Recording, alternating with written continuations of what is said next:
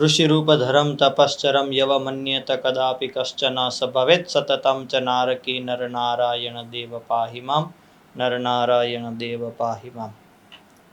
આપણા સૌના ઇષ્ટદેવ ભગવાન શ્રી સ્વામિનારાયણ શ્રીજી મહારાજે બાથમાં ગાલી અને આપણા સૌના કલ્યાણને માટે પધરાવી આપેલ આપણા સૌના સુખ કરતા દુઃખરતા નરનારાયણ દેવ ભુજ મંદિરના મહાન સદગુરુ ધર્મનંદનદાસજી સ્વામી ઉપમહાન સ્વામી આદિક બ્રહ્મનિષ્ઠ સંતો અને શ્રીજીને લાડીલા સર્વે યુવાનોને ભાવથી જય શ્રી સ્વામિનારાયણ।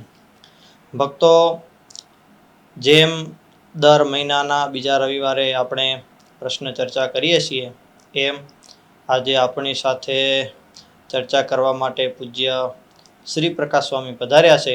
તો આપણે આજે શ્રી પ્રકાશ સ્વામીની સાથે 5-10 મિનિટ ચર્ચા કરશું।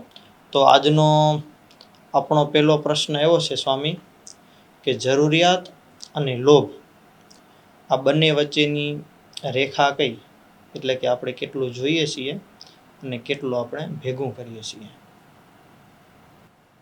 એ તો પોતાને વિચારવું પડે।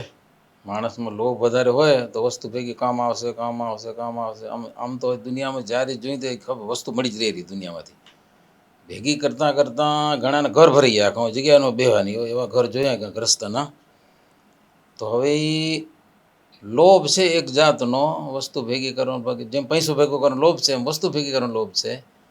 જેટલી જરૂરિયાત હોય એટલી વસ્તુ હાલે, અને કેટલીક વસ્તુ એવું છે કે નિભાવી લેવાય એની એક મજા છે, નથી તો નિભાવી લો, ખપે ને ખપે તો એમ ઘણી બધી વસ્તુ ભેગી થતી હોય છે। અમને વડીલ સંતો પહેલાં કહેતા કે આપણે સાધુ છીએ, સાધુ તો ક્યારેક ક્યારેક ચોરી તપાસમાં વધારાનો માલ ભેગો નથી થઈ જતો ને, કે વધારાનો માલ ભેગો થઈ જાય તો એને આડોર કરી નાખવાનો। આપણે ઓછું અને જેટલી જરૂરિયાતની વસ્તુ હોય એટલી રાખવી, લોભ થકી બચવું। બરાબર। હવે બીજો પ્રશ્ન એવો છે કે લોભ છે એ વ્યક્તિઓના સંબંધ પર પરસ્પર કેવી અસર કરે? લોભ તો જબરી અસર કરે ભાઈ, વિશ્વાસ ન કરે માણસો કે આ માણસ લોભીઓ છે, 2 પૈસાની જરૂર પડે ને દીધું તો પાછું એ નહીં દે કે હો। ઉજ્જૈન નગરીમાં કદર્ય નામનો બ્રાહ્મણ લોભી હતો, પૈસા ભેગા જ કરવાના, બીજી વાત નહીં। તો એને એની સમાજવાળા બહાર કાઢી મૂક્યો। લ્યો, એના સગા સંબંધીને પણ એમાં વિશ્વાસ ના આવે, ઘરમાંથી બહાર કાઢી મૂક્યો। રૂપિયા ભેગા કરવાના, વાપરવાના જ નહીં, બસ ભેગા કરતાં કરતાં મરી જાય તો રૂપિયો કામનો શું, બોલો કાંઈ કામ ના આવે। તો લોભી માણસની સાથે એની સમાજ છે, એના સગા સંબંધી છે, એ સારા સંબંધ રાખી શકતા નથી। એટલે જીવનમાં અતિ લોભ હારો નથી, અતિ ખર્ચાળું ન થવું અને અતિ લોભ પણ કરવો નહીં। જેવી જરૂરિયાત હોય એવી રીતે જિંદગીમાં મોજથી જીવવું, અને એ સગા સંબંધી કુટુંબ પરિવારની સાથે સારા સંબંધ રાખવા, સમાજની સાથે પણ સારા સંબંધ રાખવા માટે અતિ લોભી ન થવું અને અતિ ખર્ચાળું પણ ન થવું, એમાં જિંદગીમાં જીવવામાં મજા છે।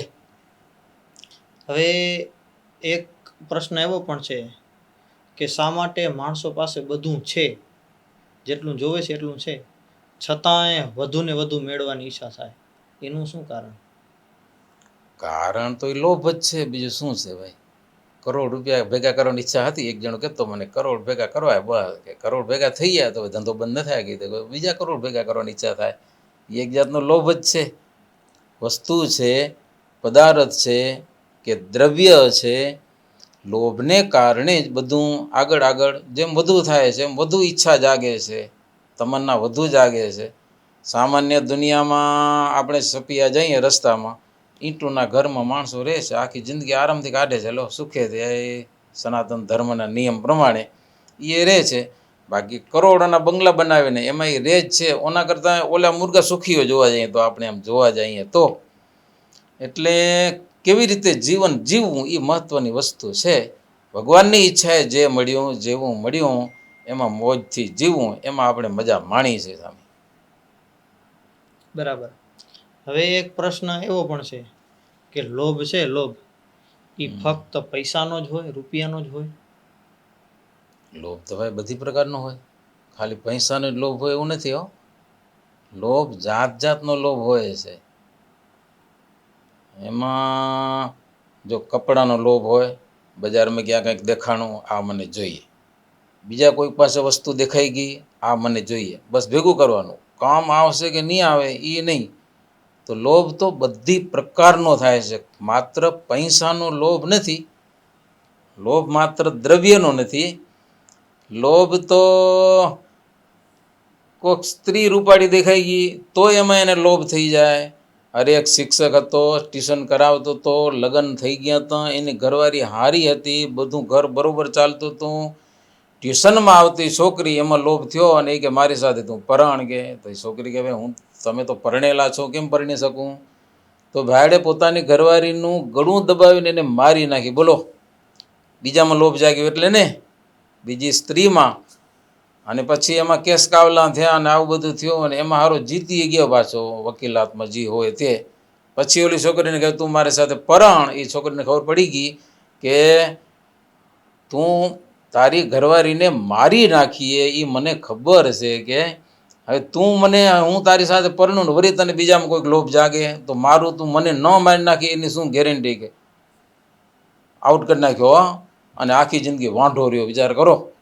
એના કરતાં માણસને કોઈ પણ પદાર્થમાં લોભ જાગી શકે છે, ખોટો વસ્તુ પદાર્થ છે, પૈસો છે, સત્તા છે, સત્તાનો લોભ લાગે, એમાં રાજકારણનો લોભ લાગે તો એમાં કદાચ કેટલાકને નિંદા કુથલી તે બધું ઘણું બધું લોભને કારણે થાય છે.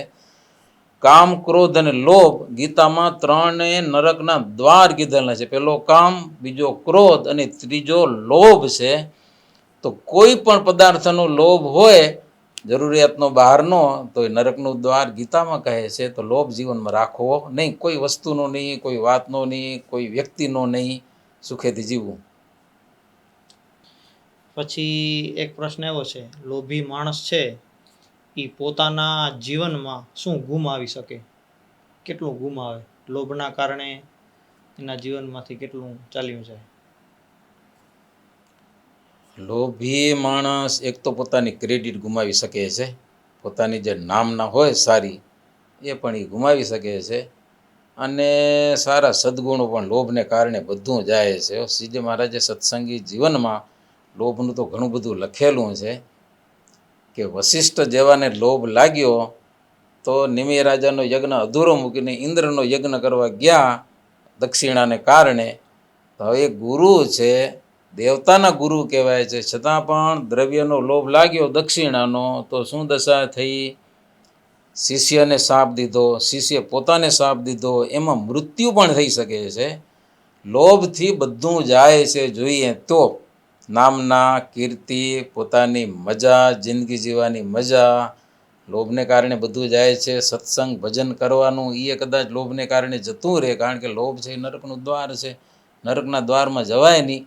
એટલે લોભ રાખવો નહીં એ સારી વાત છે. લોભી વ્યક્તિનું જીવન, એના વિશે બિહારીલાલજી મહારાજ હરિલીલામૃત કળશમાં પણ કહેલું છે. સરસ મજાની એક ચોપાઈ ગાયેલી છે. એ ચોપાઈ આપણે બહુ કામ આવેલી છે, કારણ કે લોભી માણસ છે એ સુખેથી ખાઈ પણ શકતો નથી, અને પોતાની માંદો થઈ જાય તો દવાએ કરાવી શકતો નથી, કે ખર્ચો થઈ જાય, કેટલો રૂપિયા પડ્યા હોય તોય ન હોય એ તો વિચારીએ આપણે. રૂપિયા પડ્યા છે છતાં પણ લોભને કારણે પોતાનું ઔષધ કરી શકતો નથી, અને ઔષધના પૈસા પણ ચૂકવી શકતો નથી.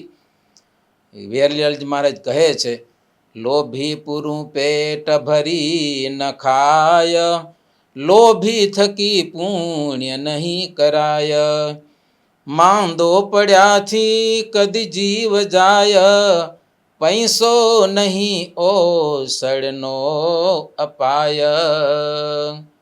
હરિલીલામૃત કળશ 3 અને વિશ્રામ 23મો એમાં આ વાત કરેલી છે. સજાનંદ સ્વામી મહારાજની જય.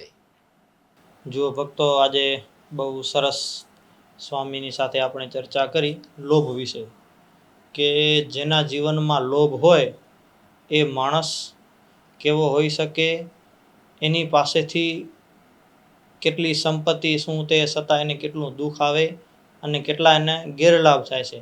એટલે આપણે આપણા જીવનની અંદર જો ક્યાંય ખૂણે ખાંચે એવા નાના મોટા દોષો રહી જતા હોય તો ભગવાનને પ્રાર્થના કરીએ કે મહારાજ તમે એવા દોષો થકી રક્ષા કરજો, અને જેમ બને એમ અમે નિર્દોષ થઈ અને તમારું ભજન કરી અને તમારા સુખે સુખિયા થાય એવી આપણે બધાએ નરના દેવના ચરણોમાં પ્રાર્થના કરીએ. સહજાનંદ સ્વામી મહારાજની જય.